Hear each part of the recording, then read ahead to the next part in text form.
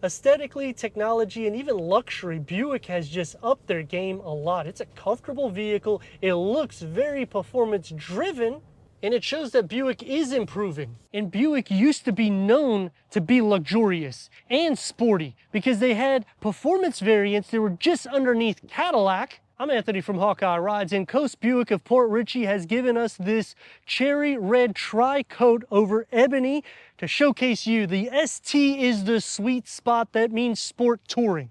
But it isn't sporty enough in the sense of performance. Styling elements, they nail it. With the ST, you get a unique glossy black grille with the glossy black highlights for the whole lower trim of the vehicle, animated LED headlights and daytime runnings, which when you're around 65 grand, you want something that pops. And the headlamp assembly illuminates on the corners too, making visibility a lot easier when you're navigating at nighttime. And the two-part headlamp assembly keeps a sleek look for the front with 7.3 inches of clearance. Now, the performance side of this, it doesn't have it. All three trims are gonna house the same 2.5 liter inline four-cylinder turbocharged, producing 328 horsepower with 326 pound-feet of torque that's paired to an 8-speed automatic transmission, achieving 20 mpgs for the city, 25 mpgs for the highway, with a combined at 22 mpg,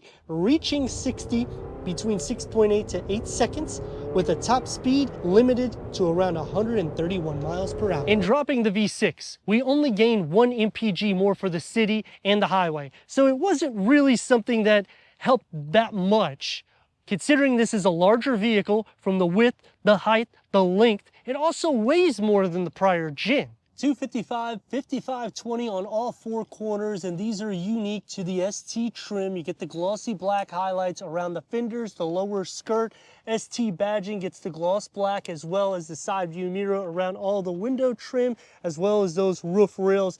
I think this color palette is the best trim to go to when you are looking at the ST. But you can let me know how you feel about that in the comments. But the ST is not to the same level as the Ford Explorer ST. That vehicle is amazing with performance with that twin turbo engine.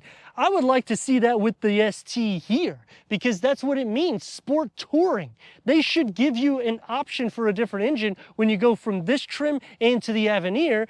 Leave the preferred with this smaller turbocharged engine. That's fine, because it just starts under 50 grand. And it's a lot of vehicle at that price. Animated LED taillights with the glossy black that's going to implement between it and around the light bar, as well as the rear exit with a 360-degree reverse camera, a digital rear view mirror. They did forget to put the gloss black around the dual exhaust finishers. Going back to competition, Ford is going to be the fastest in class. The new Telluride, it gives a run for the money, but they've also dropped it to a Turbo 4. So the only V6 or 6-cylinder options you have available is going into Ford or Nissan, and you can get better capabilities with towing, payload. Which way would you go? Let us know in the comments. If you're new to the channel, click the subscribe and the like, because all these clicks help with the algorithm so we can bring more vehicles to the channel. Power liftgate going into 22.9 cubic feet of storage. This is a little cargo net that will cover this area here. You get a 12-volt charger. Underneath the floor, it's a ton of storage. The spare tire is tucked underneath there with a front to back at nearly 2 feet at 23 3/4 inches. From side to side at 52 inches. To increase cargo to 57.1 cubic feet, folding this seat and that at a 40-60 split, you push this button right here. But you have to hold the button, otherwise it'll stop. That's the con that I have with that. But they do a good job putting all the buttons back here for the seat mechanics, increasing cargo to over 53.5 inches. And to maximize cargo to 97.5 cubic feet, push the button, fold down those captain seats, and that maxes cargo to over 7 feet at 84 inches. The key fob to the Buick Enclave ST.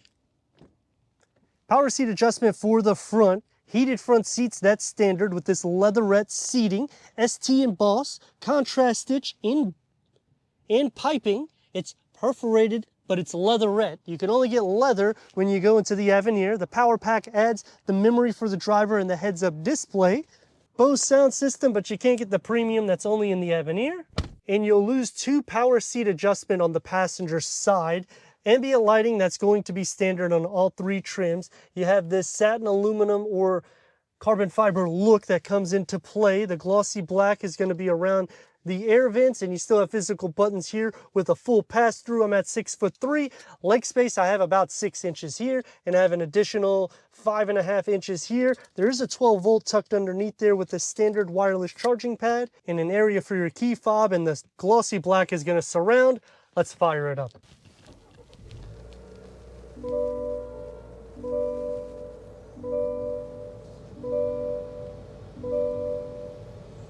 We got the digital rear view mirror with the home link. The home link is also part of that power pack.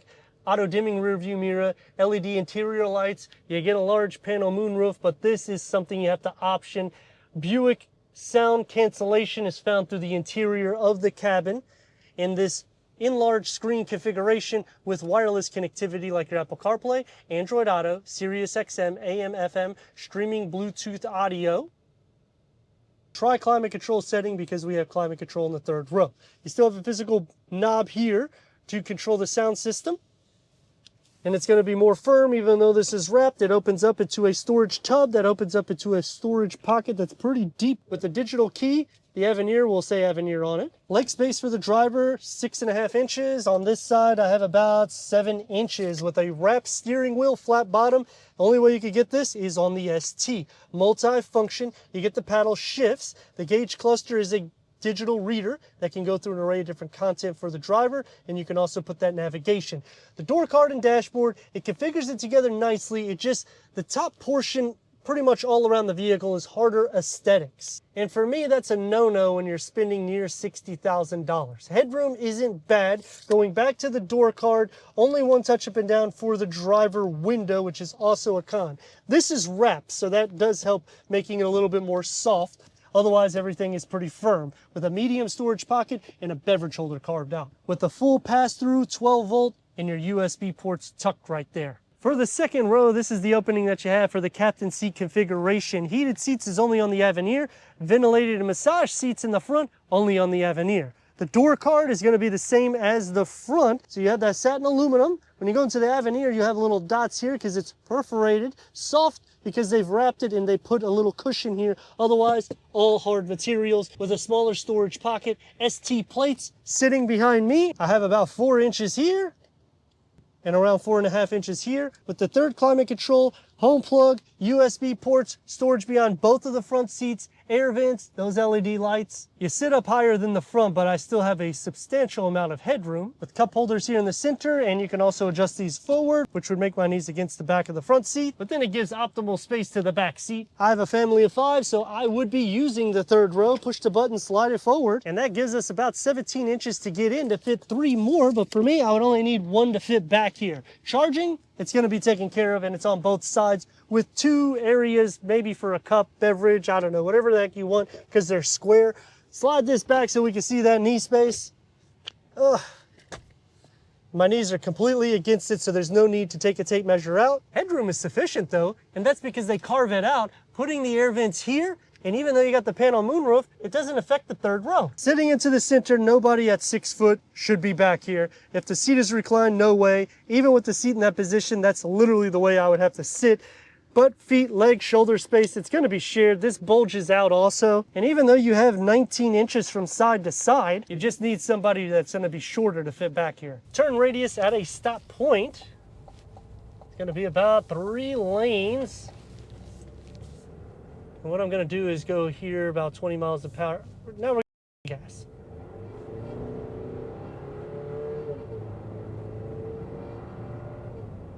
So obviously it's gonna have some turbo lag. You can hear some vibrations of the engine. It doesn't feel anything for vibrations in the interior of the cabin. So comfort, it ticks the box. It would be nice to have manual cushion extensions at least, especially for this price. I'm all right with the leatherette because it does feel comfortable. I wish it had ventilated front seats and massage seats. I don't necessarily want to spend that extra dough to go into the Avenir because I like the styling kit better on the ST. I do like the seating better on the Avenir though. The preferred, it's kind of getting your feet wet with Buick, and Overall, I think it's just a great blend because you're under 50 grand. It's really hard to get a third row SUV with all of this, more or less, for that price, because the heated steering wheel and heated front seats do come standard with Buick. The steering does have some weight, so you will have some feedback there. If you are trying to be aggressive in the drive, it's going to feel boaty because this is a top-heavy vehicle. The ground clearance feels a lot more than 7.3 inches, and it does feel longer and wider, especially when you're driving this vehicle with this engine that's paired to it. It just makes it feel a lot longer than the vehicle truly is. And the performance part.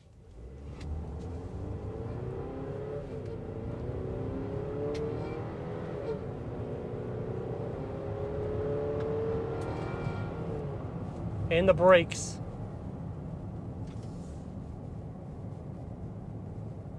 It's a smooth vehicle. It does kind of pick you up a little bit whenever you're mashing on the gas, but it doesn't really throw you back into your seat. It's a 4-cylinder turbocharged engine. It can feel like it is needing a little bit of help or assistance whenever you are getting up to speed too, especially once you start passing around 45 miles per hour. It takes a little bit longer to get to that 60 mile an hour zone. And even going into the interstate, I'm sure in the comments people will say, well, I have no problem driving my Enclave doing it. You probably are not going to have an issue. It just takes a little bit more time than it would on the naturally aspirated V6 engine. Braking on the vehicle, it's not bad. It doesn't necessarily feel heavy in that perimeter, but I will say it feels a lot heavier whenever you're mashing the gas. I like taking them down this side road because the road itself is awful. These are 20-inch wheels, not 22 like the Avenir, so it actually holds itself a lot better. You get a little bit less feedback from the exterior inside the cabin. But anything that's over 18 inches, you're gonna have to be careful because these are large wheels to begin with. So what that means, if you hit a pothole, you can really mess up your wheel pretty badly. The sound deadening is good because this is a solid box on wheels. From a stop point to 20-30 miles per hour, you don't necessarily feel too bad because you could really mash on the gas pedal. But what happens with this vehicle is you're going to be hitting 3 RPMs pretty much always, which is also fine because there's not going to be any carbon buildup at that point. But if you drive it under 2.5 RPM, you can really feel how heavy the vehicle is, translating into not as refined of a drive as the V6 that we lost. But let me know your thoughts in the comments. If you're new to the channel, consider subscribing. Check out this next video right here.